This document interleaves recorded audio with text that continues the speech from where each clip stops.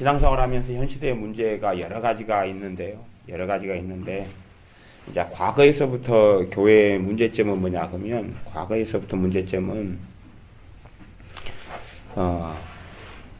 하나님의 말씀의 지식화였어요. 지식화. 하나님의 말씀의 지식화. 지식화라는 이야기는 하나님의 말씀이 생명을 잃어버리고 살아있는 교리가 죽은 교리로 변해버리는 것이 이거 지식화라 그럽니다. 그것 때문에 사람들이요 믿음을 갖다가 뭘로 대치했냐 그러면 지식과 정보로 대치했습니다. 그래서 내가 예수님을 믿는다. 가령 새신자 교육을 한 5주를 받아요. 그럼 5주 동안에 구원의 확신도 하고요. 등등 여러 가지를 하지요. 하는데 이제 새신자 교육을 통하여서 이제 받고 예수님도 때로 만나고요. 구원의 확신도 얻어요. 근데 그렇게 하는 건 정말 좋고 저는 귀하다고 봅니다. 또 실제로 현 시대 교회가 무시하고 무너져 버린 게 뭐냐 그러면 구원의 확신 교리가 무너져 버렸어요. 구원의 확신이 정말 중요한데 내가 구원의 확신은 뭐 특별한 게 뭐 있어요? 내가 하나님의 자녀라는 거예요. 그죠? 내가 예수님의 피로 거듭났다는 거예요. 예수님이 나를 살린다는 거예요. 그것이 이제 구원의 확신이고 그래서 그게 있는 사람은 구원 받아요? 못 받아요? 구원 받아요. 아니 그 사람이 구원 안 받으면 누가 구원 받아요?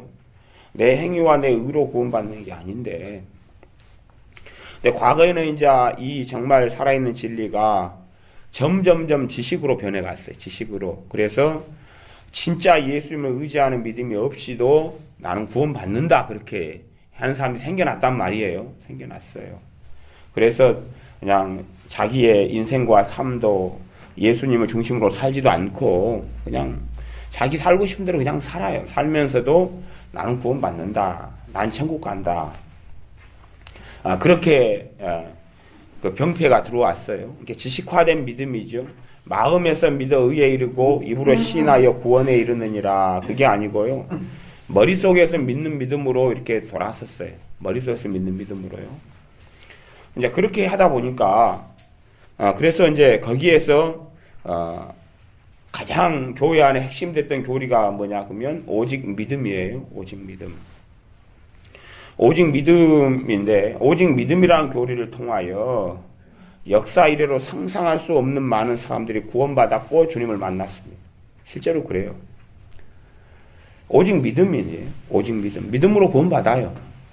근데 이제 오직 믿음 교리가 무너져 버려요. 왜 무너지냐 그러면 오직 믿음이라는 것 자체가 하나님의 말씀에 대한 지식을 의미하는 게 아니고 정보를 의미하는 게 아니에요. 믿음을 통해서 누구와 관계를 맺습니까? 예수님과 관계를 맺고 하나님 아버지와 관계를 맺습니다. 그래서 믿음이라는 것은 반드시 관계적인 요소가 들어갈 수밖에 없어요. 그런데 지식과 정보를 통하여 그림의 떡으로 변합니다. 그림 속의 호랑이로 변해요. 하나님을 그림을 그려놓고 나 저 하나님을 믿는다. 저분하고 관계를 안 맺어요. 불상을 갖다 놓고 불상하고 관계 맺는 건 아니잖아요. 요즘에 북한에서는 그런다 그래요. 원체 이 김정일이 또 김정은 집단이 해왔던 일들이 악랄하기 때문에요. 지금 상상할 수 없는 일이 벌어지는데 김일성 사진, 김정일 사진을 놓고요. 그렇게 하는데 아침에 출근할 때 침 뱉고요. 나 일 갔다 올게. 갔다 왔어요. 돌아왔어요. 잘 있었냐?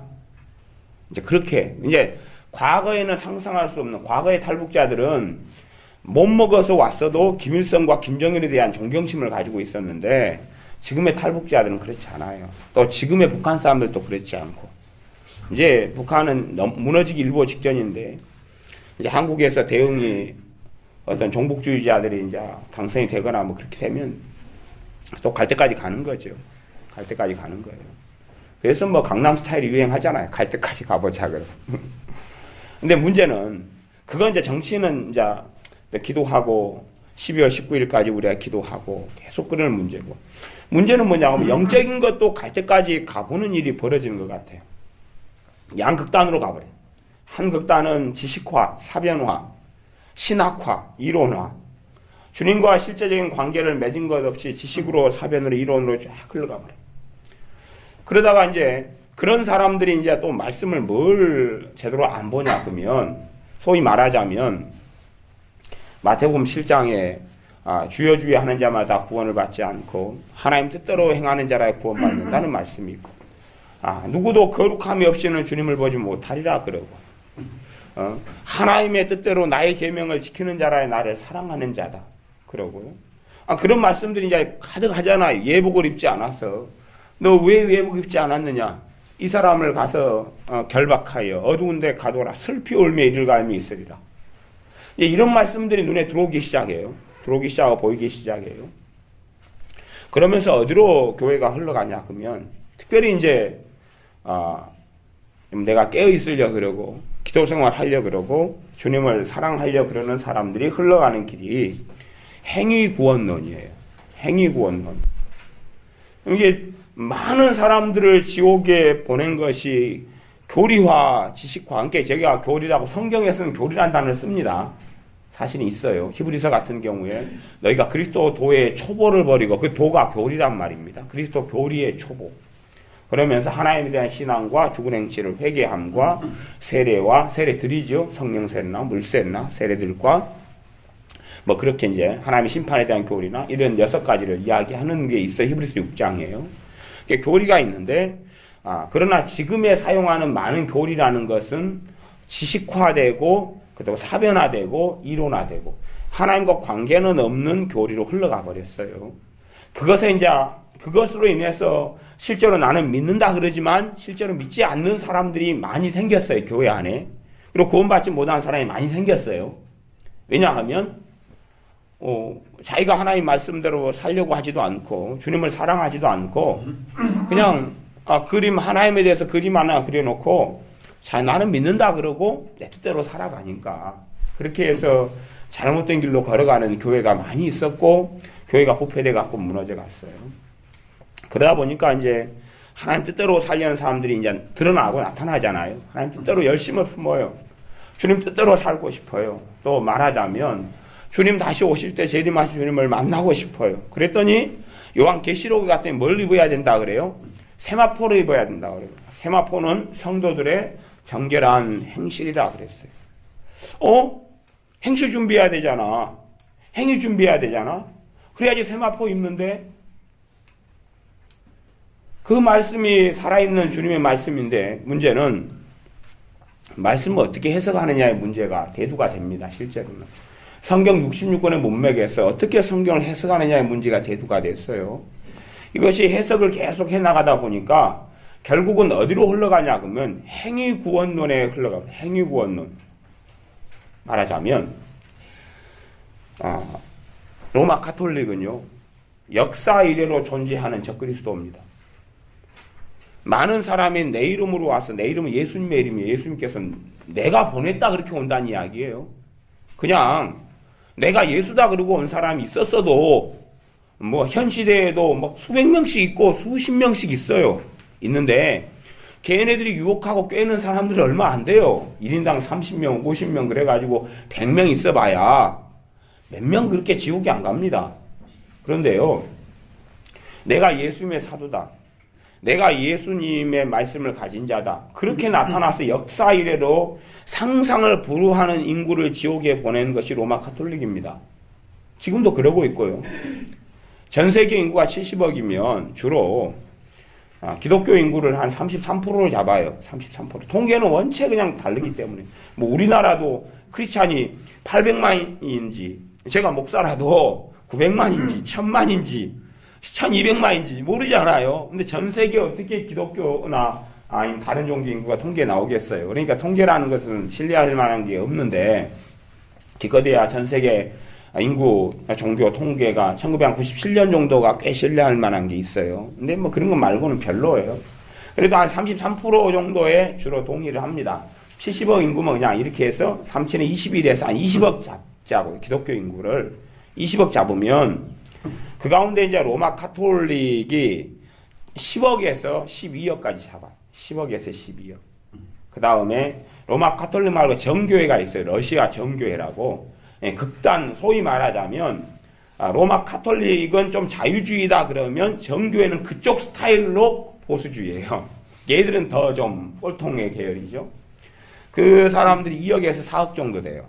그다음 성공회가 옛날에는 한 2억 정도 됐는데 지금 한 7천만까지 떨어졌어요. 영국이 중심이잖아요. 성공회도 가톨릭과 성공회는 개신교 안에 들어간 겁니다. 전에 대천덕 신부님이 예수원에 성공회 신부님이셨죠. 그 중에 바르게 믿는 사람도 있지만 성공회는 가톨릭과 개신교를 짬뽕해 놓은 거예요. 그래서 교리적으로는 개신교를 믿고 그 다음에 예식적으로는 가톨릭을 믿는다 하는 거지만 실제로 짬뽕이 돼버려서 그리고 성공회가 이미 동성애라든지 자유주의로 넘어간 지 너무 오래됐어요. 그 인구. 그 다음에 이제 복음적인 그리스도인이 얼마나 될까? 복음적인. 정말 예수님만이 길이요, 진리요, 생명이라는 걸 믿는 복음적인 교회가 얼마나 될까? 그럼 한 20억 잡을 때 그 가운데 얼마나 될까? 그럴 때에, 성공회 같은 걸 포함해가지고 한 6억 정도 잡아요. 그러니까 이거 차포 떼고 나면 남는 인구가 이제 끼게야 맥시멈이 2억에서 4억입니다. 2억에서 4억이에요. 2억에서 4억. 말하자면 정말로 복음적으로 믿는 예수님만이 길이요 진리의 생명이라고 믿는 교회들이 존재하는 나라가 몇 개밖에 없어요. 대한민국하고 미국 정도. 대한민국하고 미국 정도. 그리고 별로 이제 감사하게 순복음 하나님의 성회가 힘을 얻어서 기적과 이적을 통하여서 아프리카나 이런 많은 사람들이 돌아옵니다. 또 중국에서도 한 1억 정도 믿는 사람이 있고요. 이렇게 합치면 이제 한 그래도 4억에 6억까지 정도 희망적으로 봅니다. 한 6억까지로. 그렇다 쳐도 20억 예수님의 이름을 믿는 사람 가운데 정상적이고 바르게 믿는 사람 기껏해야 4억에서 6억밖에 안 돼요. 그럼 몇 프로밖에 안 돼요? 예수 이제 똑같이 그냥 저는 물론 지난번 집회에서도 천주교 부부도 오시고 믿음 좋은 걸 확인해요. 또 간혹 가다가 천주교 신자들을 만나는데 방언도 하고 마리아 숭배도 안 하고 이런 깨끗하게 신앙생활 하시는 분들 간혹 봅니다. 근데 그건 그냥 기적 같은 거예요. 기적 같은 거. 집에 마리아상 갖다 놓고 맨날 인사하고 절하는데 과연 예수님을 믿는 거라고 주님께서 인정하겠느냐?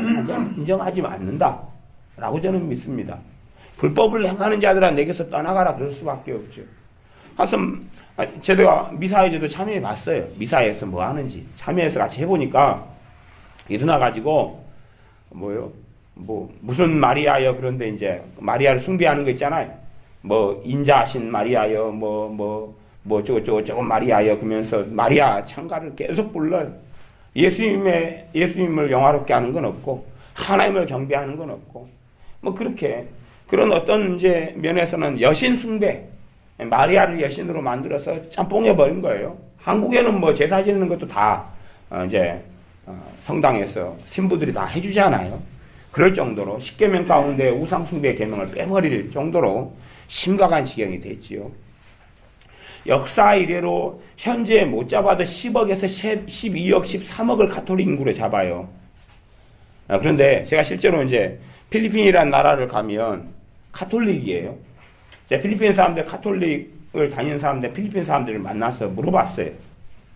너 지저스 크라이스트 아냐? 너 예수님 아냐? 그가 누구냐? 그가 누구냐 그랬대요. 자기 가톨릭 30년 다니는데 지저스 크라이스트 아냐? 너를 위해 피를 흘리신 그 예수님을 아느냐? 없다. 그게 가톨릭의 현실이에요. 뭐 필리핀 같은 경우는 자기 샤머니즘하고 또 가톨릭하고 또 혼합됐을 거 아니에요. 그러지만 많은 사람들이 내 이름으로 와서 내가 예수님께서 나를 보냈다. 그렇게 와서 할 수만 있는 대로 미혹하리라. 그 미혹은 강렬해 왔는데 역사 이래로 가톨릭이 그렇게 해왔어요. 그러니까 앞으로도 가톨릭처럼 사람들을 지옥에 빠뜨리는 그런 강력한 존재는 저는 없을 거라고 믿어요. 나중에 이제 적그리스도가 나타나고 그 다음에 짐승이 나타나고 다시 살아난 짐승이 있고 두 번째 짐승이 있어서 666 표를 받게 되고 뭐 그런 시점이 되면 더 많은 사람들을 한순간에 지옥에 몰살시켜 보낼 수 있을지는 몰라도 그런다 할지라도 당대의 역사 이래로 교회 이래로 로마 가톨릭이 해왔던 것보다는 지옥에 보는 숫자가 당연히 적다. 당연히 적죠. 로마 가톨릭이 지옥에 보는 숫자가 몇 년 동안인데 최하 1500년인데 앞으로도 계속될 건데요. 20억 인구 가운데 10억, 13억. 그렇게. 그러면 이제 복음적인 믿는 사람이 다 천국 간다 쳐도 정말 정말 깨끗하게 복음적이다. 그래서 2억에 4억이에요. 2억, 4억. 정말 높이 맥시멈은 6억이고. 그래도 퍼센티지가요. 얼마 안 돼요. 한 20%? 25%? 그냥 예수를 믿는다는 사람이 5명이 죽으면 겨우 1명? 그리고 2억 잡는 데도 있어요. 20억에서 2억. 그러면 10%예요. 한국 사람 믿는 사람 다 포함한 겁니다. 그냥 한국 사람은 1000만 있다. 그리고 1000만이 다 그냥 천국 간다고 가정했을 때가요. 10명 죽으면 성공의 자유주의. 이제 우리 교회, 한국 교회도 자유주의가 들어온 지 오래됐어요. 신정통주의가 들어온 지도 오래됐고요. 하나님 말씀의 무호성을 인정하지 않는 것도 오래됐고요. 그 다음에 한국 신학교에 뭐 한신대라든지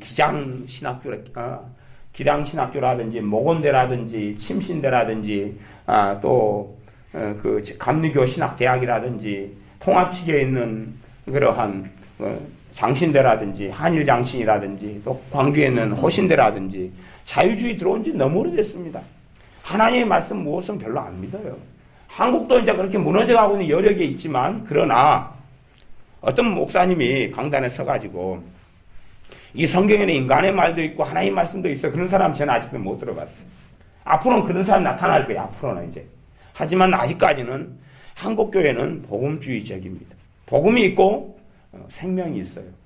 근데 그런 나라가 한국, 미국 그리고 얼마 없어요. 얼마 없어요. 이것이 교회가 처한 전 세계적인 실상이에요. 이게 믿는다는 사람이 예수를 믿는다는 사람이 20억이 있거나 좌우 20억보다 약간 넘거나 그런데 기껏해야 예수님만이 길이요 진리요 생명이라는 걸 믿는 사람이 나로 말미암지 않고는 아버지께로 올 자가 없느니라 그 말씀을 그대로 믿는 사람의 비율이 기껏해야 10%에서 한 30% 이렇게밖에 안 돼요. 그렇게밖에 안 돼요. 근데 요즘에는 이제 그 사람들도 사냥을 한단 말이에요. 그 사람들도 마귀에게 사냥을 당해요. 크게는 두 가지 미혹으로 그래요. 하나가 뭐예요? 지식화, 말씀의 지식화, 교리와 정보화. 그래서 성경 공부를 좋아하죠. 그래서 신학을 하는 걸 좋아하죠. 그렇기 때문에 신천지가 성경 공부한다고 하고 또 많은 잘못된 데가 성경 공부로 사람을 이끌어들여요. 네, 교리화. 그러면 실제로 주님과 관계가 신학교 가가지고 20살 철없는 친구가 20살 되는 친구가 신학교 가서 하나님에 대해서 책 몇 권 보고 신론 몇 권 보고 또 기도에 대해서 책 한 5권 보고 성령님 은사에 대해서 책 2권 보고 또 성령 세례 성령론에 있어서 책 몇 권 보고 그리스도론에 대해서 책 몇 권 보니까 정말 주님을 깊이 있게 아는 사람이 될 것이냐 하는 것이 그건 불가능한 이야기잖아요. 책으로 어떻게 주님을 알아요? 그분과 만나야지요. 지식이 아니라 살아있는 말씀을 통해서요. 무릎을 통해서요. 기도를 통해서요. 정말로 그분을 경외하고 경배하고 찬양함을 통해서 만나야 되는데 그건 이제 없어요. 왜요? 가르치는 분들조차 그렇게 안 하거든요. 가르치는 신학 교수님들 기도성 안 하거든요. 깨있지 않거든요. 이제 거기에서 나와서 이제 목회자가 돼요. 그리고 이제 양육하지요. 현실은 뭐냐면 영적으로 목회자 가운데 어른들이 없어요. 말하자면 대부분 영적인 어린아이예요. 다 어린아이예요. 영적으로 제가 어른이다, 장성한 자다 이야기할 때 기준은 성경에 있습니다. 성경 요한일서 2장에 있는데요.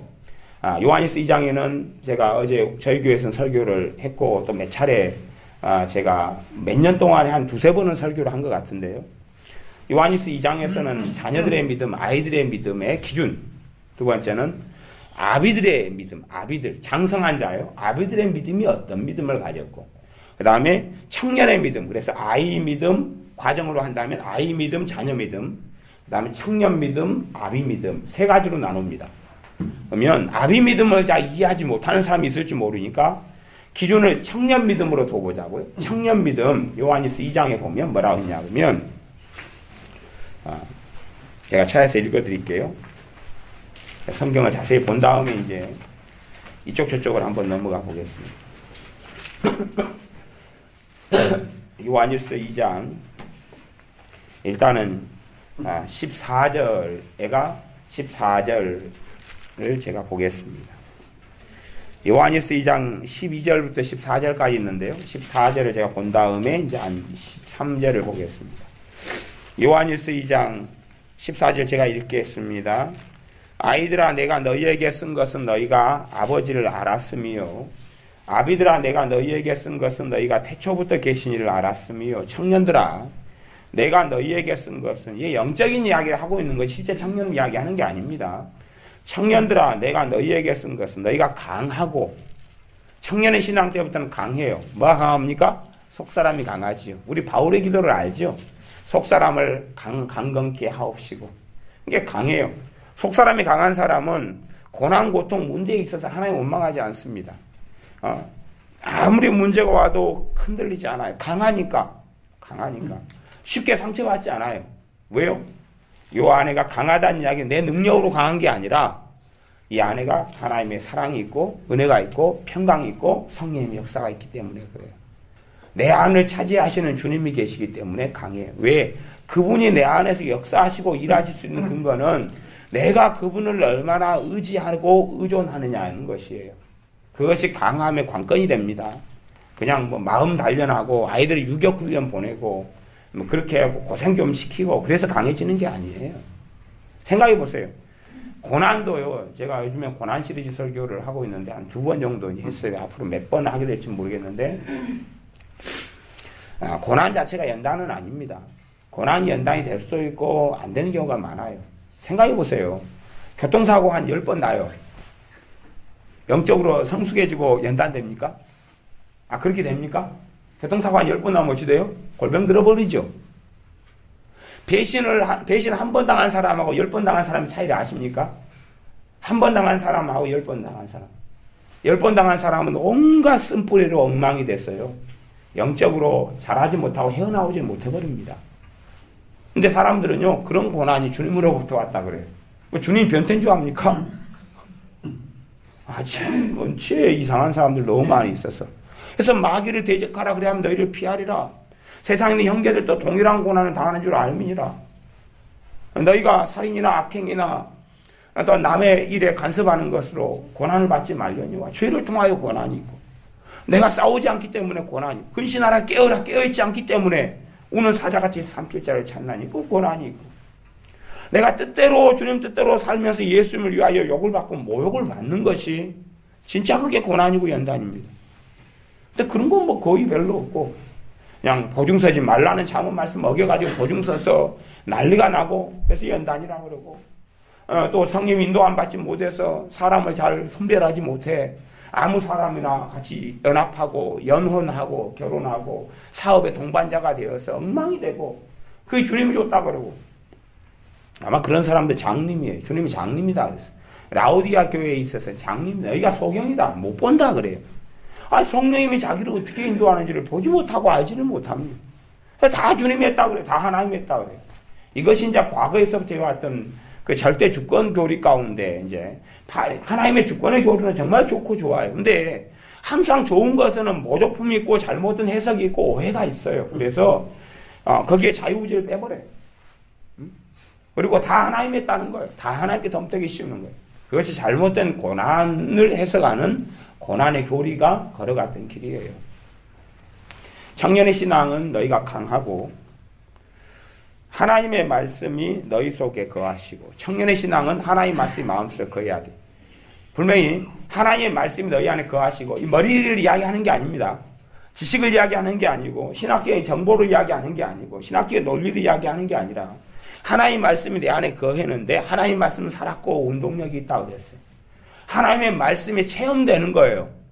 내가 보낸 말은 내 뜻을 이룬다라고 말씀하셨어요. 내가 하는 말은 살아있다.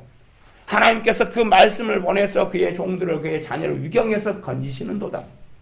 그 말씀을 보내서 어려움에서 건지시는도다. 하나님의 말씀이 믿어지면 하나님의 은혜가 임해. 하나님의 말씀이 깨달아지면 마귀 역사가 물러가기 시작해. 하나님 말씀이 믿어지면 죄가 끊어지기 시작해. 하나님 말씀이 믿어지면 주님을 알아가기 시작해. 하나님 말씀이 믿어지면 성령님께서 임재하시고 역사하시기 시작해. 하나님 말씀이 너희 안에 거하시고 그게 청년의 신앙이에요. 세 번째는 너희가 흉악한 자를 이기었음이니라. 흉악한 자를 이긴다. 그 앞에서도 이제 나오는데 13절 하반절에도 청년들아 내가 너희에게 쓰는 것은 너희가 악한 자를 이기었음이니라. 악한 자를 이겼다. 흉악한 자를 이겼다. 누구 이야기입니까? 마귀 이야기죠. 마귀 이야기. 제가 목사님들 만나면 목사님들의 한 절반 이상, 절반 이하, 절반 정도. 물론 더 제가 과도하고 심하게 이야기는 안 하겠습니다. 그냥 절반 정도라고 생각해 주세요. 절반 정도가 귀신 뭔지 모릅니다. 마귀 뭔지 몰라요. 또 심지어는 마귀는 지식적으로 알고 믿는 자에게는 귀신 역사 안 한다 그래요. 아니 마귀에게 눌리고 공격당하는 성도들의 처절한 삶은 왜 보이지 않는지 상상이 저는 안 됩니다만은 믿는 자에게 귀신 역사 안 한다 그래요. 자기는 지금까지 목사로 30년 살았어도 귀신은 꼴 본 적 없다 그래요. 귀신 꼴 본 적 없다는 이야기는 귀신에게 그분도 처절하게 속이고 당해왔다는 사실이고요. 이게 청년의 신앙은 흉악한 자 마귀와 싸워 이겨요. 근데 마귀의 역사도 모르는데 마귀와 싸울 수 있어요? 없어요? 없잖아요. 없잖아요. 다시 말하면요. 대다수 신학교 나와서 안수를 받고 신학책을 몇 권 보고 논문을 쓰고 목사고시를 보고 뭐 준목고시 강도사고시 아니면 그냥 목사고시를 보고 목사 안수를 받고 그렇게 해서도 영적으로는 어린아이 상태. 어린아이 상태. 그 상태에서 이제 가르치고 이야기해요. 아이가 아이들과 노는 거예요. 이건 동네 골목대장도 아니고 놀이터도 아니고. 사실은 그것이 정말 복음적인 교회라는 한국교회에서 일어나는 또 심각한 문제가 됩니다. 그래서 양이 노락질 당해도 노락질 당하는 걸 알지 못하고 어떻게 막을 수 없어요. 언제부터 군사가 되냐 그러면 모든 신자들은 군사로 부름받았지만 실제로 군사일을 할 수 있는 사람은 청년 때부터예요. 아니 아이가 5살짜리가 뭐 총 들고 나가겠습니까? 전쟁하겠습니까? 보호를 받을 수밖에 없죠. 청년 때부터 마귀와 싸우고 전쟁해요. 그때부터 가능해요. 그래서 아이 신앙 때부터 너무 막 그냥 영적 전쟁 속에 많이 들어가 버리면 자기의 역사는 마귀하고 싸워야 되는데요. 남의 역사는 마귀까지 어떻게 해주려고 하면 이제 자기도 처절하게 당해요. 뭐 그럴 수밖에 없잖아요. 자기 친구가 유괴당했는데 7살짜리가 전진 앞으로 그래가 싸우면 지도 유괴당해요. 같이 끌려가는 거죠. 그래서 이제 정말 깨어있고 믿는 사람에게 있는 또 하나의 극단, 또 하나의 속임수가 뭐냐 그러면 행위구원론이라는 거예요. 행위구원론. 행위구원론은요, 굉장히 많은 교묘한 옷을 입습니다. 행위구원론 속에 들어가 버리면요, 주님을 바라보지 않게 됩니다. 행위구원론 속에 오래 들어가 버리면요, 주님 사랑하지 않게 됩니다. 뭐만 들다봐요? 자기의 행동만 들다봐요. 주님 오실 때 내 빵점일까, 100점일까, 50점일까, 80점일까, 자기만 들다봐요. 준비됐나, 안 됐나? 행위구원론 속에 오래 들어가 버리면요, 구원의 확신, 내가 하나님의 자녀라는 감격이 없어져 버립니다. 행위구원론 속에 오래 들어가 버리면요, 주님을 사모하지 않게 됩니다. 주님을 사모한다고 말하지만요, 사실은 주님 오시면 내가 준비됐나 안 됐나? 나는 몇 점인가? 나 세마포 입었나 안 입었나? 그러다가 이제 이거 참 골치 아파지게 됩니다. 행위구원론은 굉장히 많은 얼굴을 가지고 있습니다. 로마 가톨릭을 제가 언급했던 이유가 로마 가톨릭의 구원의 교리가 뭐냐 그러면요, 믿음 더하기 행위가 있어야 구원받는다는 게 로마 가톨릭입니다. 그래서 한국의 개신교회보다 개신교인들보다 선행을 더 많이 하고 구제를 더 많이 하고 고아원, 양로원 또 요즘에 김장철이니까 김장 담그기를 훨씬 많이 하는 데가 가톨릭이에요.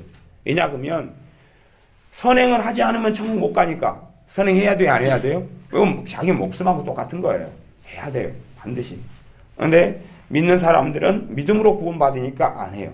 그러다가 이제 로마 가톨릭하고 다른 양상의 행위구원론이 교회 안에 심각하게 들어오기 시작해서 죽이기 시작해요.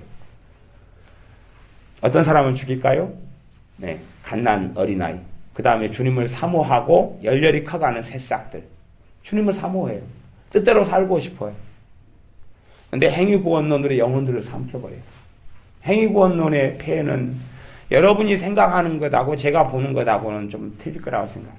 상상을 불허합니다. 상상을 불허해요. 상상을 불허해요.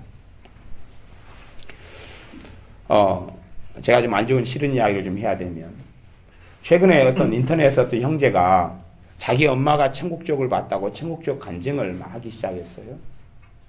첫 번째 간증을 꽤 유명한 목사님들이 성경적이다. 이것은 하나님으로부터 왔다. 이렇게 성경적인 거 못 봤다.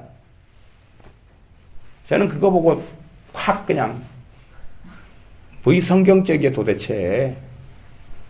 그 양반을 지지해가지고 무수히 많은 사람들이 그 간증을 듣고 정신이 넋이 나가고 헷갈하겠습니다. 그 성경적인 간증이 뭘 이야기하냐면요. 하루에 수천 명이 지옥에 간다. 하루에 수천 명이 지옥에 가는데 그 중에 천국은 이틀에 한 명 온다.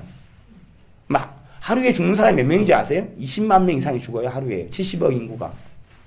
20만 명에서 이제 몇천 명 빼고 이제 이틀에 한 명 빼고 나면 나머지 10몇만 명은 어디 갔는지 모르겠지만 이틀에 한 명 천국에 온다.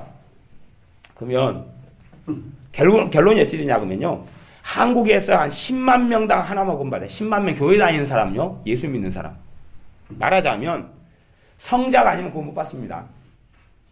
베드로, 사도 바울 말고는 구원 못 받아요. 그게 지극히 성경적이다 그래. 맞아요, 틀려요?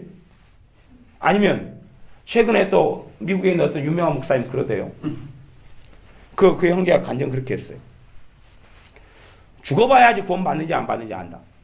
죽어봐야지 구원 받는지 안 받는지 안다 그랬어요. 그럼 맞다 그랬어요. 그분이. 뭐에 들어가 버린 거예요? 행위구원. 그 말씀은 에베소 2장 8절 말씀에 너희가 그 은혜를 인하여 믿음으로 말미암아 구원을 얻었나니 이것은 너희에게 구원을 얻을 것이다. 죽어봐야 한다. 너희가 구원을 얻었나니 이것은 너희 행위에서 난 것이 아니라 선물이라. 그러니 자랑심 못한다. 너희가 그 은혜를 인하여 믿음으로 말미암아 구원을 얻었나니 내가 이 성경을 너에게 쓰는 이유는 너희에게 영생이 있음을 알게 하려 함이라. 너희 안에 성령님이 계셔서 너희를 아바 아버지라 하나님께 부르짖게 하느니라. 내가 예수님이 나의 주님이신 걸 믿는 사람, 믿음으로 구원받아요. 행위로 구원받는 게 아니에요. 믿음으로 구원받아요. 거기서는 절대 후퇴해서는 안 되는데요. 행위 구원론이 많아지니까 로마 가톨릭과 다른 식의 유혹이 들어오는데 믿음 플러스 이제 거기에서 꽤 좋은 말을 씁니다. 회개 이퀄 구원. 회개를 이제 그 안에 집어넣어요. 뭐 회개는 뭐냐? 그럼 회개가 무슨 껍질을 뒤집어 쓰고 있냐? 그러면 회개는 그러면 뭐냐? 물어볼 때 삶의 죄를 끊는 것이다. 자기 행동을 고치는 것이다. 선한 행실을 하는 삶까지 사는 것이다. 결국 회개의 정치가 뭐예요? 행위예요. 행실이에요. 그렇게 가버려요. 봐보세요. 회개의 본질이 내 행위겠습니까? 회개의 중심에가 예수님의 십자가가 있겠습니까? 내가 스스로 내 죄를 씻을 수가 있겠습니까? 아니면 주님의 피가 내 죄를 씻어야지 깨끗해지겠습니까? 자요. 세마포에 대한 이야기 해보자고요. 세마포의 본질이 지금 세마포가 선한 행실이다 그랬는데 본질적으로 그것이 도대체 무엇을 의미하느냐 그러면 그 한 구절만 가지고는 이야기하면 안 돼요. 왜냐하면 성경은 다른 말씀을 통하여 주님께서는 더 풍성하게 말씀하고 계셔요. 그래서 하나님께서 일관되게 창세기부터 계시록까지 말씀하셨다는 것을 깨닫는 가운데 말씀에는 여러 부분의 말씀이 있어서 서로 상호 조화되고 서로를 보조한다는 것을 이해를 해야 돼요. 너희가 예수 그리스도로 옷 입으라. 내가 가지는 내가 가진 하나님께 보일 세마포가 도대체 누구의 옷이겠어요? 예수를 믿는 믿음으로 내가 입게 되는 옷이 그 옷이에요. 근데 라오디아 교회가 벌거벗었다. 왜 벌거벗게 되냐 그러면 예수님을 의지하는 데서 나는 부자라, 부유하다, 부족한 것이 없다. 누구를 의지하게 된 거예요? 자기를요. 자기의 행위로 돌아와 버린 거예요. 자기 행위로. 역사 이래로 자기 행위로 받은 복음을 떠나서 자기 행위로 돌아와 버린 교회가 있었지요. 무슨 교회예요? 갈라디아 교회들. 갈라디아는 큰 지방이고 갈라디아서 1장에 보면 갈라디아에 있는 교회들에게 편지하는, 이게 한 교회가 아닙니다. 에베소 교회는 한 교회고 이러지만, 한 지역에 있는 교회지만, 갈라디아는 무수한 큰 땅덩어리인데요. 거기에 교회들이 무수히 많은데, 그 교회들이 미혹을 받아가지고, 너희가 성령으로 시작하였다가 이렇게 행위로 율법으로 마치겠느냐. 그런 것처럼 너희가 바른 복음에서 속히 떠나 주님을, 십자가에 못 박으신 주님을 부인하는 것을 내가 이상하게 생각한다 하는 사도 바울의 말씀처럼, 이 갈라디아 교회가 행위 구원론으로 바뀌어버렸어요. 행위 구원론으로. 율법도 행하고 할례도 받고 선한 행실로 해야지 구원받는다. 여러분이 잘 들으셔야 돼요. 이게요. 요즘에 또 믿음에 대해서 항상 자주 쓰는 수식어가 있어요. 수식어가 살아있는 믿음이란 수식어예요. 삶믿음, 살아있는 믿음이란 수식어예요. 살아있는 믿음이란 수식어고, 저도 이제 물론 그렇게 많이 사용합니다. 삶믿음, 살아있는 믿음이라 그래요. 그래서 그걸 통하여 믿음이라는 부분 안에 뭘 집어넣어버려요? 강제로요? 행위라는 요소를 집어넣어요. 행위라는 요소를 집어넣어요. 믿음이라는 부분 안에 행위라는 요소를 집어넣어요. 그러면 살아있는 믿음은 그의 행함으로 그 살아있는 믿음을 알 수 있다는 것이 야고보서 말씀입니다. 정말로 살아있는 믿음을 가진 사람은 행함이 나타난다는 게 야고보서 말씀이에요. 야고보서 말씀은요, 누구에 대한 치료약일 것 같아요? 행위 구원 쪽으로 빠진 사람의 치료약이 야고보서겠어요. 약이요. 약은 병건인 사람에게 쓰는 것이에요. 병건인 사람에게. 가령 삼기를 갖다가 중화를 시킨다, 중성으로 만든다 그러면 염기가 필요하고요. 그죠? 염기를 중성으로 만든다 그러면 삼기가 필요해요. 그래야지 중성이 되는 거예요. 그런 이야기가 있어요. 근데 이제 삼기에다가 삼기를 더해버리면 중화가 일어나질 않아요. 염기를 더하면 중화가 일어나지 않아요. 내가 간이 안 좋으면 뭘 치료하는 약을 먹어야 됩니까? 간을 치료하는 약을 먹어야 되는데, 심장 치료하는 약을 먹어요. 심장은 멀쩡한데. 고혈압 당뇨가 아니고 디스크가 있는데 고혈압 당뇨약을 먹어요. 하나님의 말씀은요, 구원에 대한 말씀이고요, 주님과 함께 동행하도록 하는 말씀이고, 또 다른 의미에서 각용각장의 병들에 대한 치료약이 있어요. 각용각종의 병들에 대한 치료약이 있어요. 야고보서 말씀은 왜 야고보서 말씀을 루터가 그렇게 싫어했어요? 왜냐하면 루터가 오직 믿음을 주장할 때에 그 믿음을 통하여 구원받는다는 교리를 세우고 루터가 주님을 만났어요. 근데 뭐냐 그러면 그걸 통해서 이제 어디로 흘러가는 사람들이 있어요? 지식으로, 교리로, 사변으로 흘러가는 사람들이 생겨나요. 그 사람들에 대한 치료약이 야고보서거든요. 자요. 그 사람이 참된 믿음이면 선한 행동을 하게 된다. 참된 믿음이면 삶의 열매가 나타난다. 맞는 이야기입니다.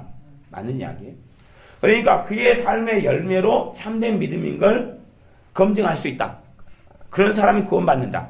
맞는 이야기 같아요? 틀린 이야기 같아요? 맞는 이야기 같이 더 들리죠? 틀린 이야기. 그게 행위구원론입니다. 이야기해 볼게요. 씨앗은 생명을 가지고 있어요. 생명을 가지고 있어요. 생명을 가지고 있는 생명이 밖으로 나타납니까? 안 나타납니까? 안 나타나요. 씨앗을 땅속에 심었어요. 그러면 1시간 있다가 가보니까 싹이 나고 열매가 났습니까? 안 났습니까? 안 났지요. 그럼 씨앗 죽었습니까? 살았습니까? 살았어. 3일 되면은 이제 싹이 움트기 시작하겠죠. 그러죠? 아직 열매 못 맺었죠. 살았어요? 죽었어요? 살았어요. 이게 믿음이라는 것은요, 그냥 믿음으로 구원받아요. 근데 그 믿음 자체가 살아있는 믿음은 당연한 것이기 때문에, 하지만 사람마다요, 씨앗마다 싹을 틔우는 속도가 느릴 수도 있고 빠를 수가 있어요. 말하자면 심지어 어떤 예수를 믿는 사람은 보기에 세상적인 사람처럼 보일 수도 있다 하는 이야기예요.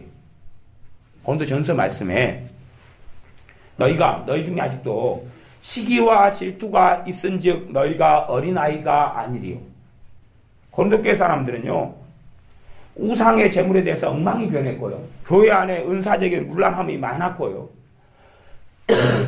나는 바울파다 아볼로파다 분쟁 분란이 많았어요. 시기와 질투가 많았어요. 시기와 질투의 중심에는 뭐가 있냐 그러면 자아가 있어요. 시기하고 질투한다는 이야기는 내 감정이 중요하고 내 자존심이 중요하고 내 명예가 중요하고 내가 높아지는 게 중요한 것이 시기와 질투의 중심이잖아요. 그래서 사도 바울이 평가했어요. 너희가 시기와 질투가 있으니 너희가 불신자다, 지옥 간다, 구원 없다 그랬어요? 아니면 어린아이다 그랬어요? 어린아이다 그랬죠. 어린아이다. 그래서 너희를 다시 너에게 단단한 것을 못 먹을 자가 되었으니 젖으로 먹여야 된다라고 이제 히브리서 말씀에는 그런 어린아이에 대한 말씀들이 또 있어요. 그런데 행위 구원론으로 들어가 버리면 구원받는 사람들의 카트라인을 계속 높입니다. 계속 높여요. 내가 오늘 행위 구원론으로 독약을 하나 삼켰어요. 어제까지는 내가 구원의 확신이 있었어요. 딱 독약 먹으니까요. 구원의 확신이 없어요. 없은 다음에 이제 자기 행위를 조사해야 돼요. 자기 삶을 조사해야 돼요. 그리고 그 독약을 만성 독약으로 한 1년 먹어요. 먹으니까요. 구원받으려면 점수가 한 이제 50점에서 60점, 70점. 독약을 먹을수록 점수가 올라갑니다. 점점 올라가요. 90점. 그 정도 돼야 구원받아요. 행위 구원론의 독약을 먹으면 이제 자기도 구원이 간당간당해요. 자기같이 열심히 믿었는데도 한 20년, 10년, 5년 열심히 믿었는데 자기도 구원 받을지 못 받을지 모르겠어요. 그러면 생각해보세요. 전도하기 쉽겠어요? 어렵겠어요? 전도 그건 못합니다. 전도해도 자기같이 열심히 믿어도 이제 안 믿어가지고 구원 받아요. 이제 안 믿어가지고 구원 받을 수 있을 것 같아요? 그 행위구원론에 심취해 들어가면요. 요즘에 행위구원론들이 얼마나 많이 퍼져가지고 다 이제 먹고 죽지 않은 판이에요. 행위구원론이 퍼지면요. 주님 의지 별로 안 합니다, 이제. 십자가 이야기 없고요. 자기 행위 이야기만 있어요. 그러니까, 모 형제, 자기 엄마가 천국에 갔더니 예수님이 행위 이야기를 자꾸 꺼내요. 행위 이야기를 꺼내요. 그리고, 너 고난 많이 받았구나, 그래. 그 고난도 이제, 자기 집안의 마귀역사나 저주나 별걸 통해서 온 고난이에요. 그냥 우울증이라든지 막 그런 거. 그 주님을 위한 고난이라고 인정해준다는 거. 그거 성경에는 그런 이야기 없거든요. 주님을 위한 고난 아니거든요. 그거 죄로 인한 고난이고요. 막 그런 여러 가지 것들이지요. 깨지 못함 때문에 오는 것이고요. 심지어 환타지 같은 이야기도 합니다. 주님하고 좀 천국 좀 지옥 좀 왔다 갔다 한다고 쳐요. 아니 제가요. 천국 지옥 왔다 갔다 하는 입신의 경험도 저도 있고 은사에 빠져가지고 오랫동안 살고 80년대부터 제가 성령 은사는 많이 받아보고 지금도 은사를 받고 쓰고 사니까 제가 은사 세계를 모르는 사람도 아니고 입신에서 저 천국도 갔다 오고 저도 지옥도 갔다 온 사람인데 그런 이야기를 제가 안 꺼내니까 그런 걸 모르는 세계 사람은 아닙니다. 그 세계를 알아요. 거기에 얼마나 미혹이 많이 들어가고 양심 역사가 많이 나타나고 귀신들의 역사가 많이 나타나는지 왜 모릅니까? 알지요. 알아요. 천국 지옥을 좀 보니까 하나님과 동행하는 사람이 되어버려요. 가능할 것 같습니까? 어떻게 생각하세요? 천국 지옥을 보면 하나님과 동행하는 사람이 되어봅니까? 천국 지옥을 보는 게 은사에 속하는 거겠습니까? 은사에 속하고 은혜에 속한 거겠습니까? 아니면 천국 지옥을 보는 게 하나님 말씀에 속한 거겠습니까? 제가 청년의 신앙의 기준을 이야기했죠. 청년의 신앙이 뭐가 거해야 돼요? 하나님 말씀이 거해야 된다 그랬죠. 그죠? 하나님 말씀이 거하지 않고 진리의 영이신 성령의 역사를 통하여 말씀을 깨달아가지 않고 청년의 신앙이 될 수 있는 길이 있어요? 없어요? 없어요. 하나님과 동행하는 사람이다 그러면 최고로 아비의 신앙에 이르렀다 그런 이야기예요. 아무리 입신하고요. 아무리 깨끗하고 거룩한 걸 봐도요. 그런 일은 없습니다. 하루하루 한 걸음 한 걸음 주님과 동행하는 것 말고는 주님 말씀으로 은혜 받고 말씀으로 공급받고 말씀을 먹고 기도를 통해 주님을 만나고 예배하고 그분의 뜻을 구하고 살아가는 걸음이 주님을 알고 닮아가게 하는 것이지 그 여정을 그 길을 바른 길과 올바른 길은 있겠지만 그거에 대한 절대적인 왕도가 존재하겠느냐 하는 이야기입니다. 아니 약 하나 먹어버리면 천국 지옥 갔다 오면 10년치 신학을 한꺼번에 그냥 다 달성할 수 있는 그런 약이 있겠느냐 그런 것입니다. 그런 건 없습니다. 천국 지옥을 보는 것이나 아니면 신령한 은사를 받는 것은요 다 은사 계열이에요. 내 행위에서 오는 게 아닙니다. 하나님의 은혜로 주시는 거예요. 병이 고쳐지는 건요, 은혜로 주시는 거예요. 누구 이름으로요? 예수님의 이름으로요. 내가 거룩하게 살았고 바르게 살았으니까 병을 고쳐주마. 내가 너를 인정한다. 그런 건 없습니다. 아무리 악한 자라도 예수님의 이름으로 언제든지 병이 고쳐질 수 있습니다. 아무리 부족하고 허물이 많은 사람이라도, 사마리아 여인같이 6번째 남자하고 살고 있는 여자라도 주님을 만날 수 있습니다. 이 행위구원론으로 들어가 버리면요, 거기에 심취해 들어가 버리면 행위구원론에 심취하는 사람 가운데 몇 종류의 사람이 나타나요. 그래서 이제 현 시대에 갈수록 근본주의도 또 문제를 일으킵니다. 근본주의라는 게 있어요. 근본주의는 성경의 가장 근원적인 교리들을 믿는 사람이 근본주의예요. 근데 이 근본주의의 심각한 문제가 사실은 이 친구들이 극단과 극단을 달리는 경향을 가지는데요. 제가 좀 어려운 이야기를 하겠습니다. 그럴 수밖에 없는 부분이 있어요. 근데 근본주의의 문제가 뭐냐 그러면 문자적인 성경 해석을 중심으로 해요. 문자적인 성경 해석을. 문자주의를 주장한단 말이에요. 그래서 이혼의 문제를 다루거나 재혼의 문제를 다루면 재혼한 사람 다 지옥한다 그래요. 극단적으로.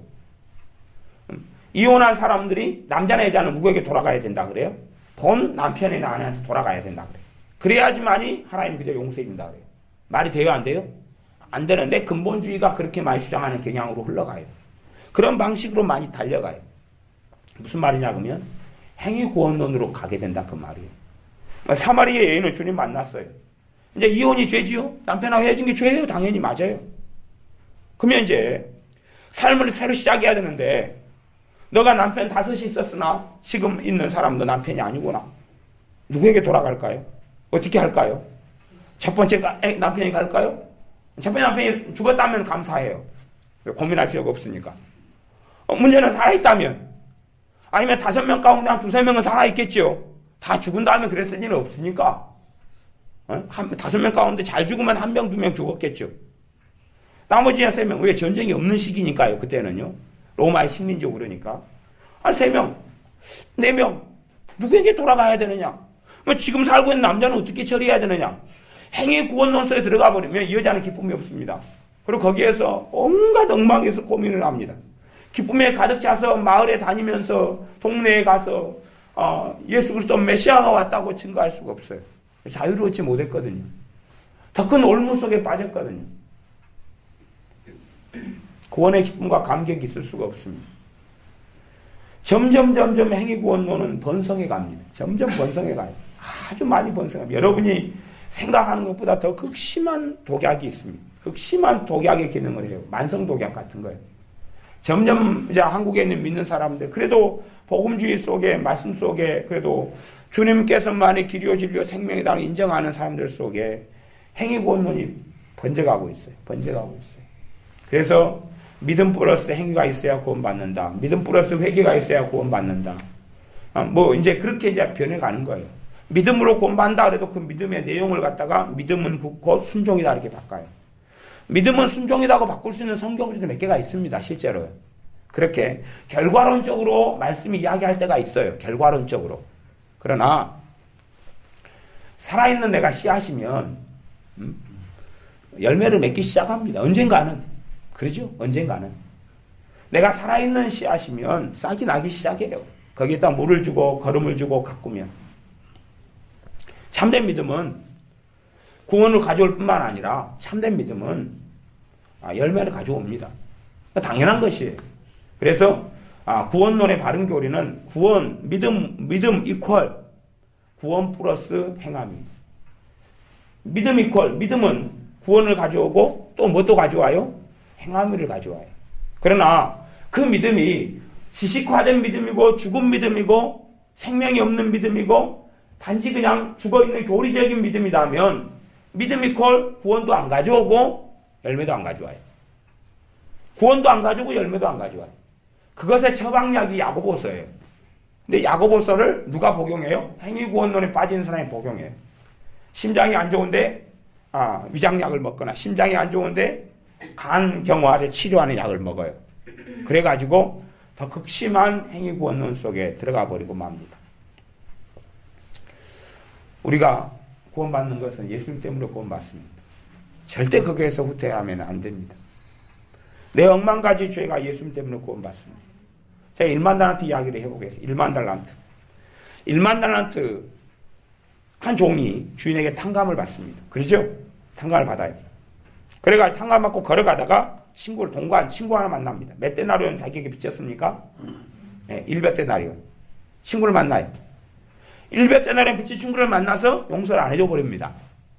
그리고 고소하고 고발하고 다 팔아서 갚아라 그럽니다. 그 소식을 주인이 안 다음에 1만 달란트 탕감을 무효화시킵니다.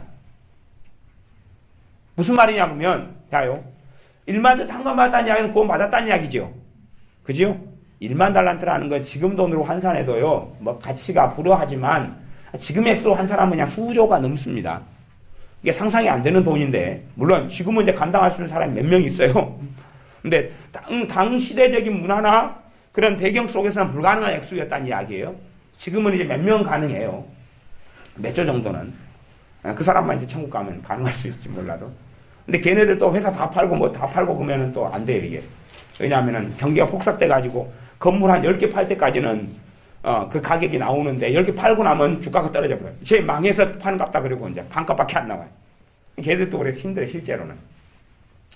어쨌든 1만 달란트 탕감을 받고 난 다음에 받고 나니까 얼마나 자기가 큰 용서와 큰 사랑을 받았는지를 아는 사람이 이제 직면하는 문제가 용서의 문제를 직면합니다.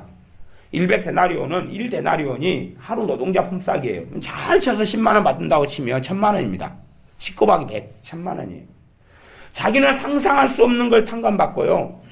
자기에게 1000만 원 빚진 친구, 아니면 5만 원 일당이다 그러면 500만 원 빚진 친구를 만나 어떻게 할 것인가 결정하는데 용서 안 해줘 버립니다. 그러니 1만 달란트가 취소가 됩니다. 구원을 잃어요. 왜요? 그것이 예수님을 부인하는 것이거든요.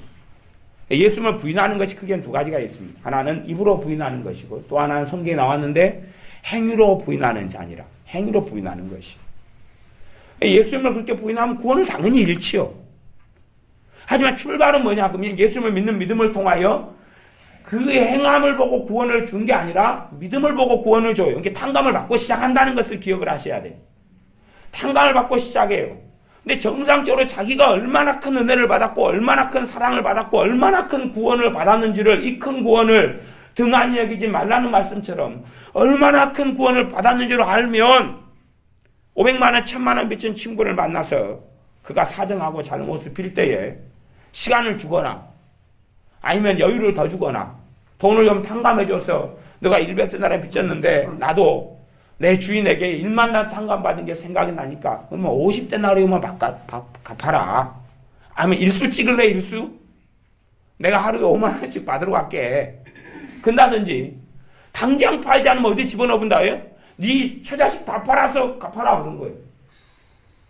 그래서 이 친구의 모든 것이 무효가 됩니다. 그리고 감옥 속에 갇힙니다. 그걸 다 호리라도 남김없이 갚기 전에는 나오지 못할 것이다 판결을 받습니다. 구원을 받고 시작하면서 구원을 잃어요. 사실은 그렇습니다. 구원을 받고 살아가면서 구원을 잃어버린 신자들이 굉장히 많습니다. 문제는 행위구원론에 빠져도 구원을 잃습니다. 행위구원론은 어디에 빠집니까? 자기 행위에 빠져요. 자기 행위에 빠져요. 회개의 중심엔 내 행위가 있는 게 아니에요. 회개의 중심엔 내 행위가 있는 게 아니에요. 뭐 서울에 지교회를 많이 거느리고 있는 어떤 큰 교회 목사님이 회개는 자기 죄를 고백하고 회개한 죄를 다 끊는 것이 회개다 그랬어요. 맞을까요? 틀릴까요? 그게 맞는 거라 생각하세요?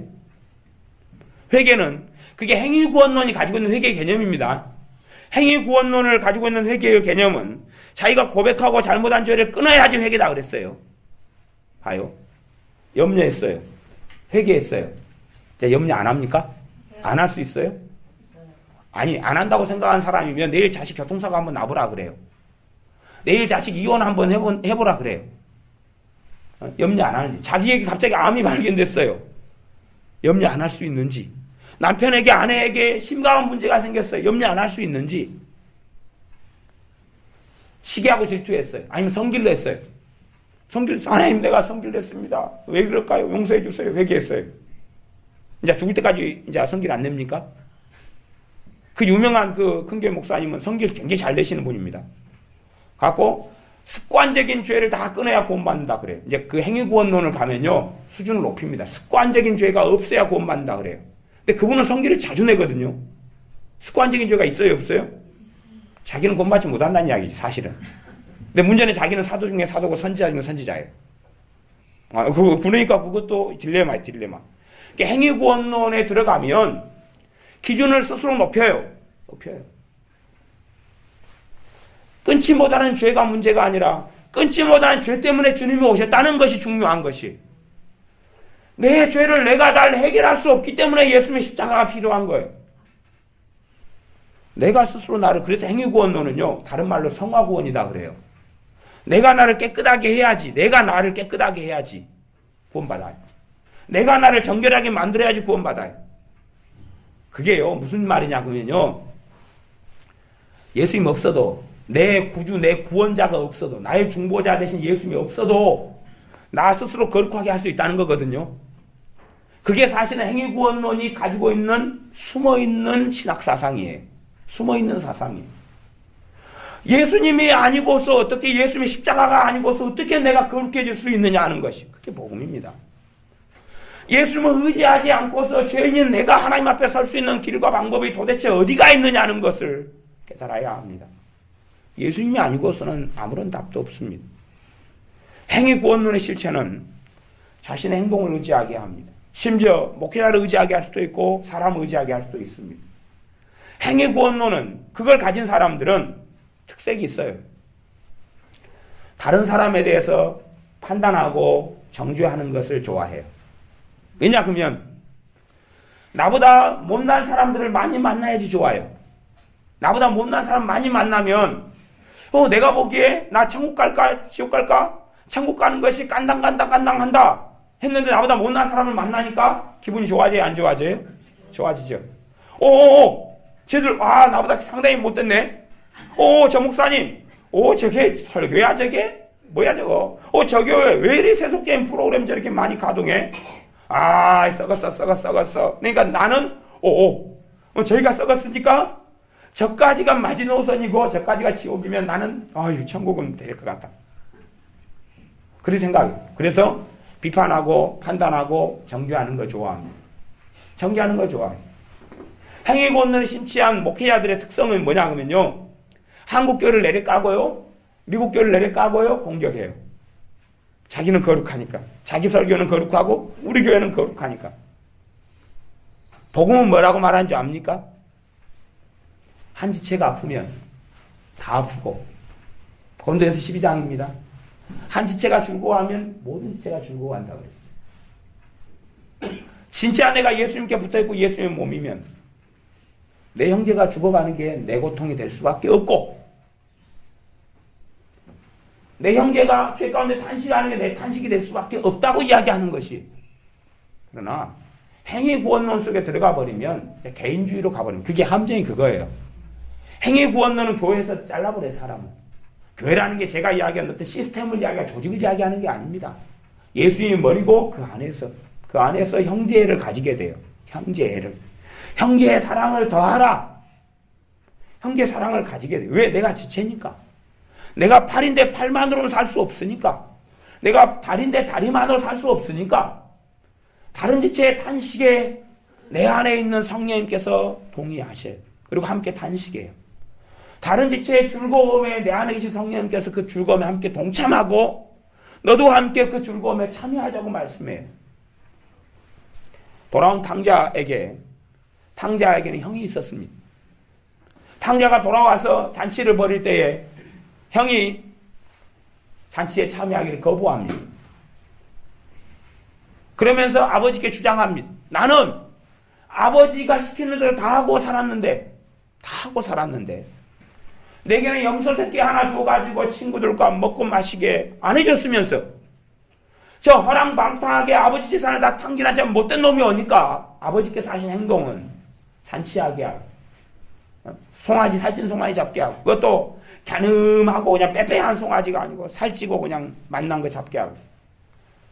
고기가 지금 시대에는 고기가 뭐 별로 중요하지 않았지만 당시에 신약시대 예수님 시대 때는 고기가 얼마나 상상을 불하는 게 40년 전에 기억하시잖아요. 30년 전에.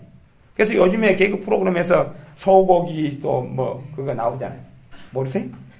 일하면 뭐 하겠노? 가서 소고기 사 먹겠지. 그거. 모르시는군요. 그래서 거기 개그 프로그램 보는 거 아닌데 애들이 보니까 인터넷에 좀 몇 개 봐봤어요. 맨날 소고기 사 먹겠지 그래. 당시에가 그렇게. 근데 예수님 시대 때는 더 심각해요. 고기라는 게. 고기나 냄새만 맡아도 황홀하고 그냥 가는데 문제는 자기 아버지가 염소새끼 하는 말이 안 좋거든요.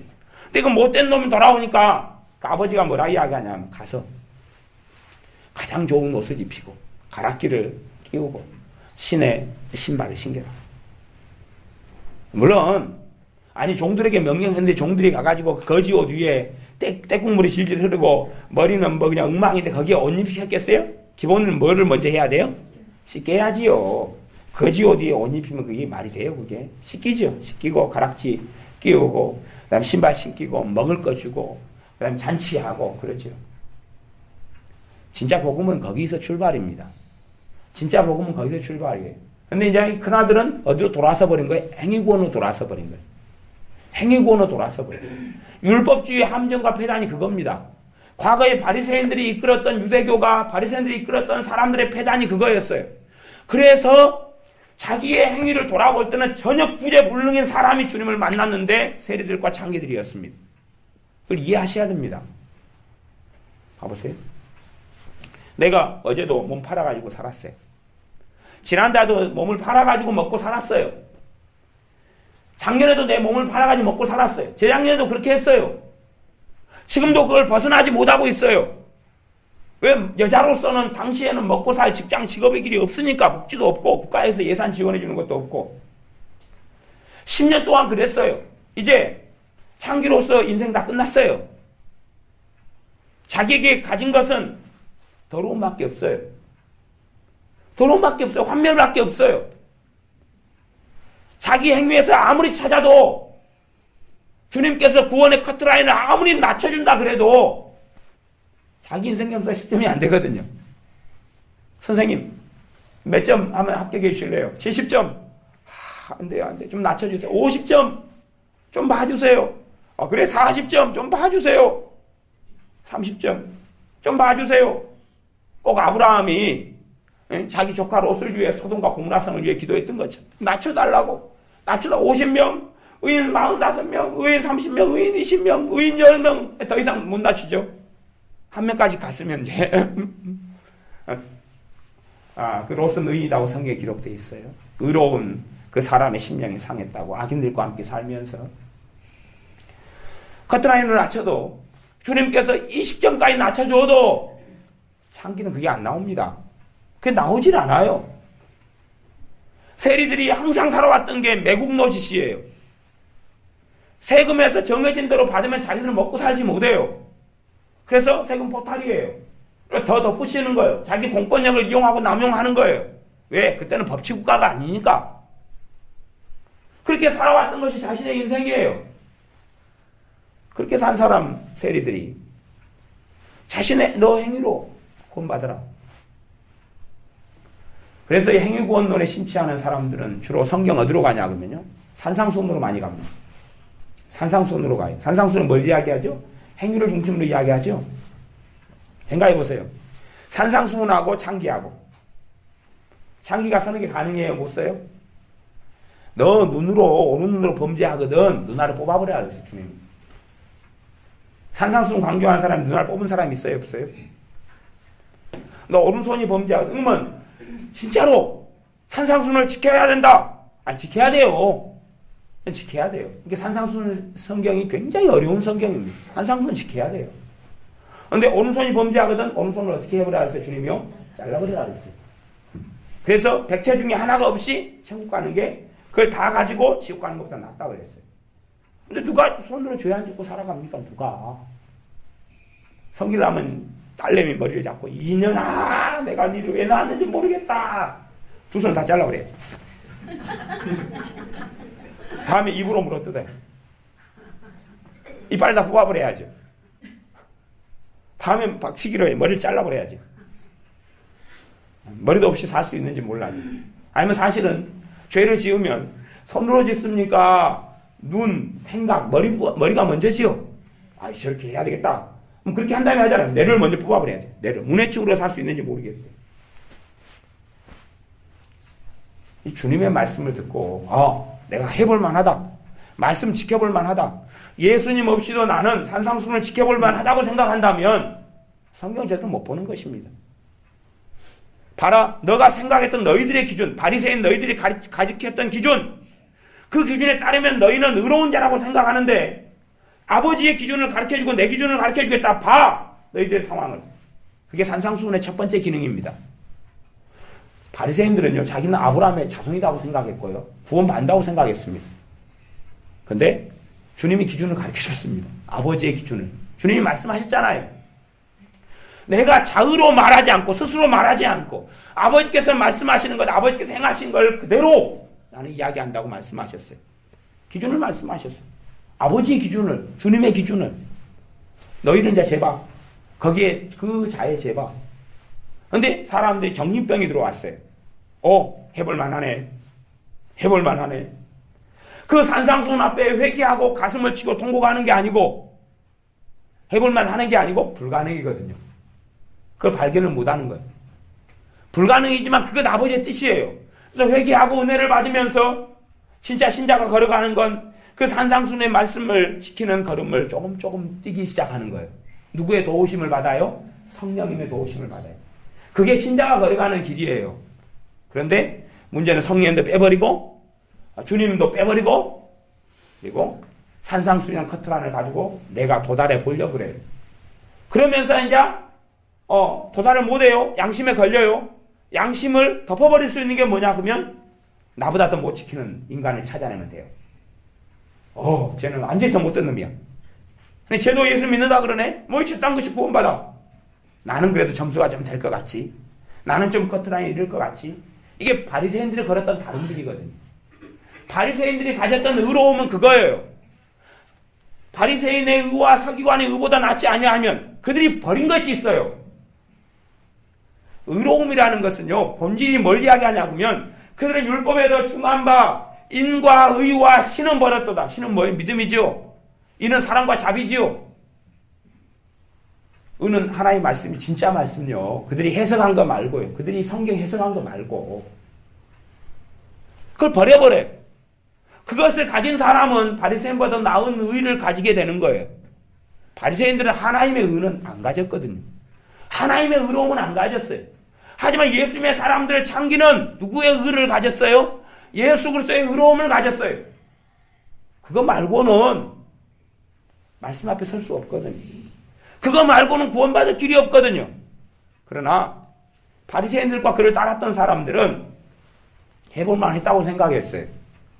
자신들의 수준으로 맞췄어요. 그래서 과거에 사도 바울이 청년 사울이었을 때 나는 율법의 의로는 흠이 없는 자로다 그렇게 고백할 정도로 자기를 철두철미하게 맞췄어요. 철두철미하게. 왜냐하면 마음의 문제는 다루지 않았거든요. 생각의 문제는 다루지 않았고 동기의 문제는 다루지 않았어요. 주님은 너희 겉을 깨끗이 하지 말고 속을 깨끗이 하라. 너희 안에는 악독과 악의와 불의와 탐욕과 탐심과 우상숭배가 가득하다 그랬는데 속은 다루지 않고 겉만, 대접의 겉만 깨끗하게 하는 이 회출한 무덤이야 라고 주님이 말씀하셨는데 그들은 겉은 다루지 않았어요. 하지만 마음의 것이 죄의 원천이고 그걸 주님은 죄라고 보셔요. 바리새인들은 그렇게 다루지 않았어요. 겉만. 현대 종교가 다 추구하는 것은 겉입니다. 다 겉이에요. 현대 종교가 추구하는 건 전부 다 겉이에요. 이슬람 이야기를 조금 해볼게요. 그것만 하고 이제 일단은 뭐 말씀을 마무리하는 쪽으로 가겠습니다. 이슬람은 돼지고기 안 먹습니다. 돼지고기 안 먹는데 우리나라에 이슬람 신자가 한 5만 명 정도 들어왔습니다. 밖에서. 또 한국에 있는 사람들이 이슬람 신자가 된 사람 한 1만 명 정도 돼요. 한 6만 정도 이슬람 신자가 한국에 있어요. 이슬람교 신자들은 돼지고기 안 먹습니다. 돼지고기 안 먹어요. 근데 이제 이슬람 신자가 와가지고 한국에 와서 음식 가운데 정말 놀라운 음식이 하나가 뭐냐면 돼지발을 보고 놀랐어요. 친구가 이러면 아이스크림 먹자고 돼지발 사주는 거예요. 와! 돼지발 못 먹어. 문제 돼지밥 속에는 돼지가 안 들었어요. 그래도 못 먹어요. 돼지자가 들어가가지고. 문제 돼지고기 못 먹어요. 그래서 햄버거를 먹을 때도 항상 햄은 빼고, 그 다음에 고기 경단 빼고, 얘네들은 다 먹어요. 얘는 먹어요. 그래서 이제, 그러면 닭고기는 먹는 게 가능하고, 소고기는 먹는 게 가능하냐? 그렇게 한국 사람 생각하죠. 왜냐면 이슬람 사람들이 한 5만 명 들어오고 유학생들이 많고 그러니까 친구들이 있고 같이 식사하러 갈 거 아니에요. 야, 닭 100kg 괜찮지? 먹으러 가자. 못 먹어. 그래요. 결국은.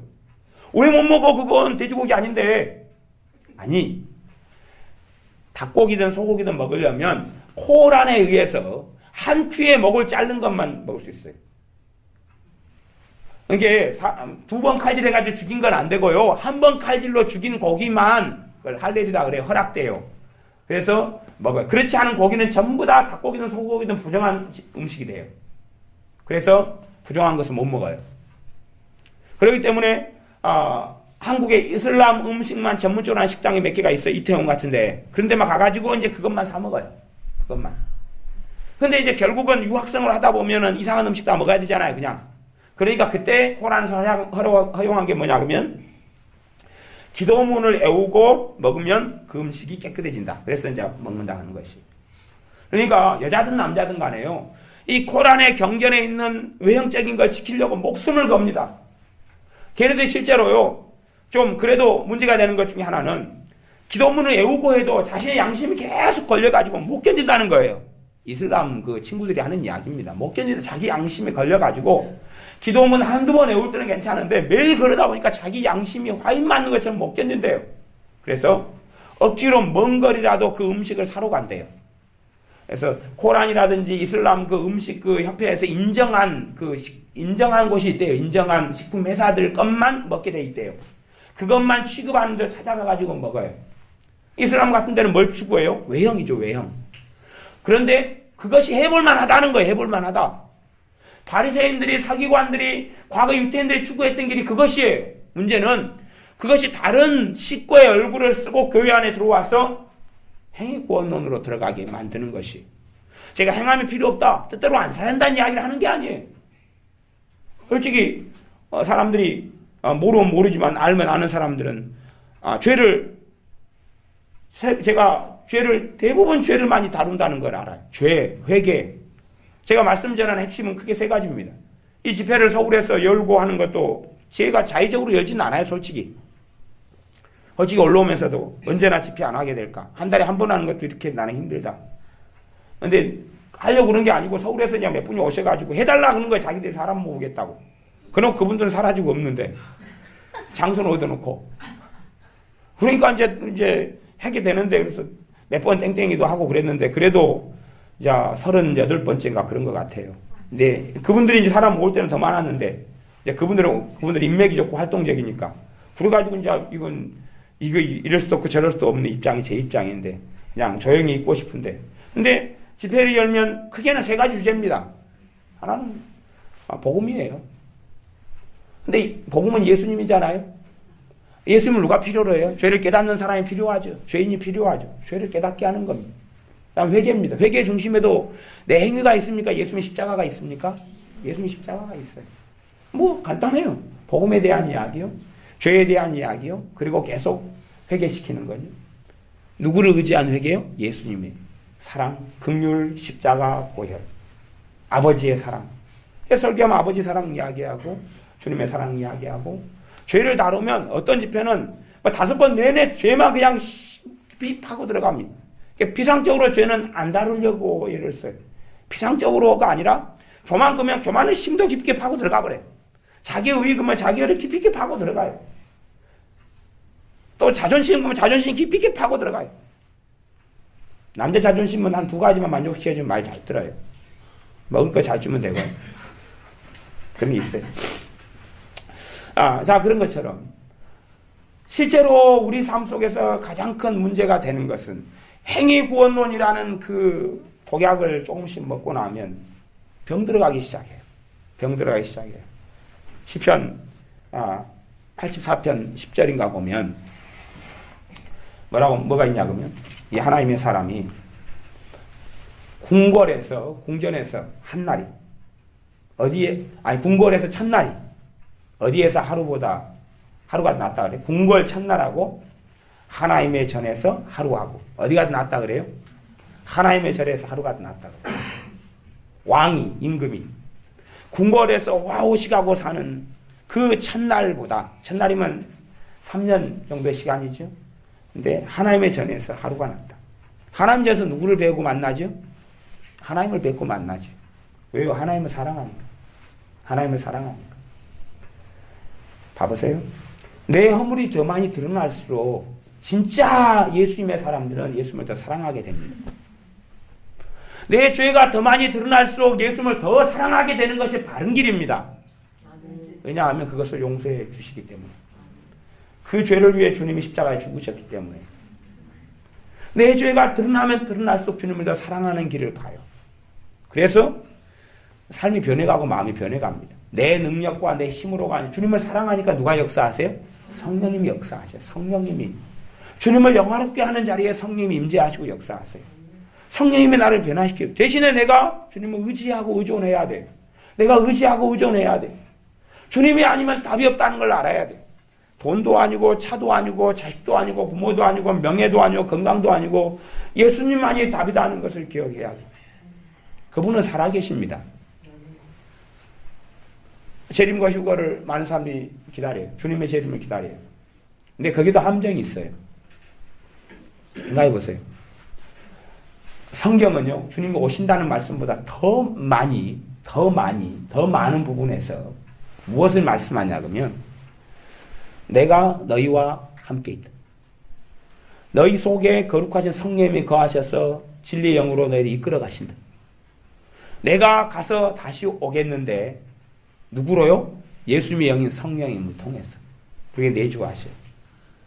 내가 지금 오늘 살아가면서 내 안에 나와 함께 하신 주님을 만나고 체험하고 살지 못한다면 다시 오실 주님을 만날 수 있을까요? 없을까요?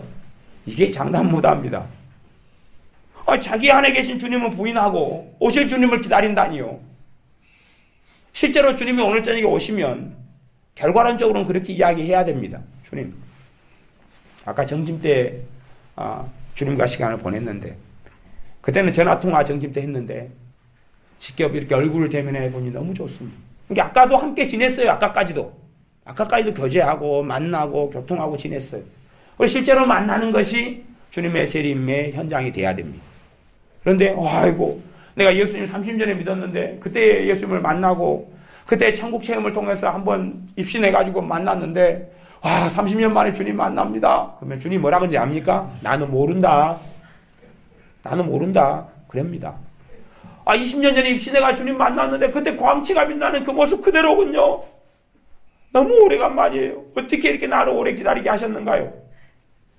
나는 너와 매일 함께 있었는데 2명, 3명이 내 이름으로 모인 곳에 내가 함께 있어 왔는데 왜 그런 너는 만나지 못했느냐? 너 형제의 눈물 속에 있는 그 나는 왜 너가 만나지 못했느냐? 너 형제가 즐거워할 때 그 즐거움 속에 그 나는 왜 만나지 못했고 너의 눈물과 고통 속에 내가 함께 있었던 그 나는 왜 만나지 못했느냐고 물으실 겁니다. 그게 불법을 행하는 자들의 진실이에요. 불법을 행하는 자들아 나를 떠나가라. 능력을 추구하고 은사를 추구하지만 주님을 추구하지 않아요. 세마포를 추구하고 거룩하게 재림을 추구하지만 주님을 추구하진 않아요. 내 안에 임하신 주님은 사실은 별로 사랑하지 않아요. 천국을 보내줄 것 때문에 구원받을 것 때문에 사랑하는지 몰라도 그건 어린아이 신앙 수준이고 정말로 이제 주님과 동반자로서 주님을 사모하는 사람으로 주님을 만나기를 주님의 전에서 하루가 더 낫다는 것을 깨닫는 사람으로 우리는 살아가야 됩니다. 너희 안에 사는 이가 그리스도라. 너희 안에 사는 이. 그래서 여러분 찬양 잘 부르잖아요. 내 안에 사는 이 그리스도니. 그지요? 찬양 잘 많이 부르시잖아요. 그런 찬양을 부를 때에 성령님이 마음을 회복시켜 주시는 것을 아셔야 돼요. 그게 진리거든요. 내 안에 계시는 주님을.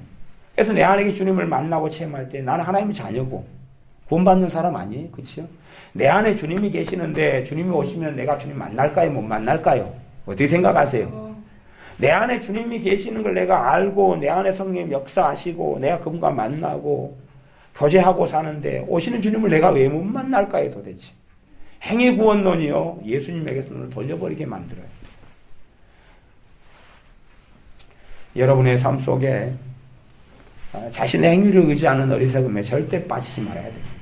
하나님의 말씀이요, 너 잘못된 거, 내 죄된 행동을 지적해도요, 그걸 통해서 누구를 바라보라고 지적하냐 그러면 예수님, 믿음의 주요 온전케 하시는 예수, 온전케 하시는 분이 예수님이지 내가 나를 온전케 할 수 없어요. 내가 나를 온전케 바꾼다? 그때부터는 병 들어가고 죽어갈 수밖에 없습니다.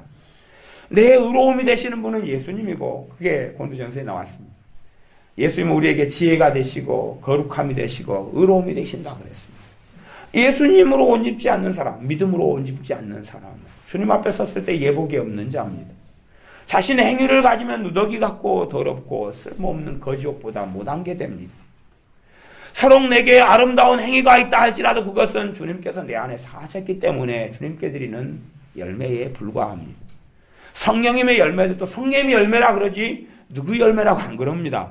사랑, 희락, 화평을 너희들이 만들어내는 열매다가 아니라요, 성령님께서 너희 안에 계셔서 만드는 열매가 이런 것인데, 사랑과 희락과 화평과 오래 참음과 자비와 양성과 충성과 온유와 절제다. 그러니 그 성령의 인도함 따라가면 그 열매를 맺게 해 주실 것이라는 것이 성경이 이야기하는 것입니다. 그러지 우리 스스로 사랑을 만들어내고, 모조품입니다. 모조품으로 사니까 재밌더냐? 너의 힘으로 즐거움을 만들어내고 긍정의 힘을 만들어내고 우리의 힘으로 모조품의 평강을 만들어내고, 그건 가짜지요.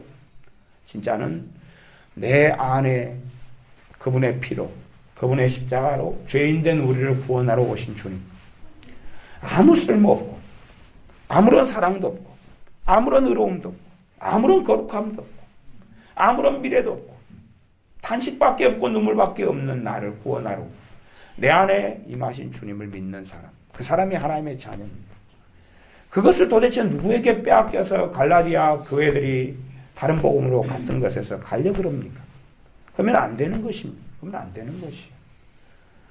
주님을 목숨처럼 사랑할 수밖에 없는 사람은 내 죄 때문에 주님 앞에 설 수 없는 죄인들입니다.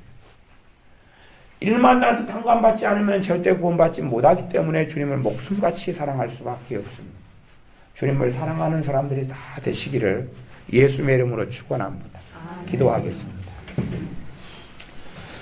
아버지 하나님, 우리의 죄를 보면서도 주님 없이 살 수 있다고 장담하는 어리석은 우리의 죄들을 고백하며 회개해야 합니다.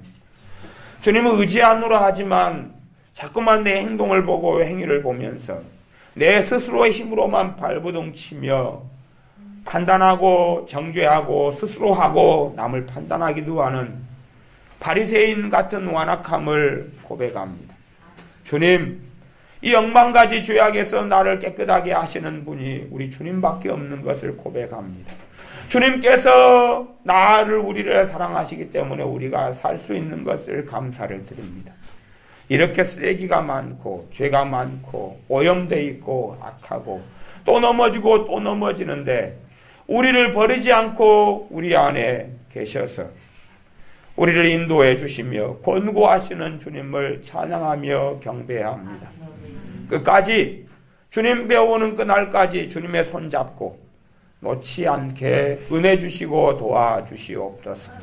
여러 가지 미혹도 많고 독약들도 많을 때에 이러한 이상한 독약들을 먹고 주님에게서 눈을 돌려버리는 그런 어리석은 자리에 들지 않도록 우리를 긍휼히 여기시며 일깨워 주시옵소서. 예수님의 이름으로 기도하옵나이다. 아멘.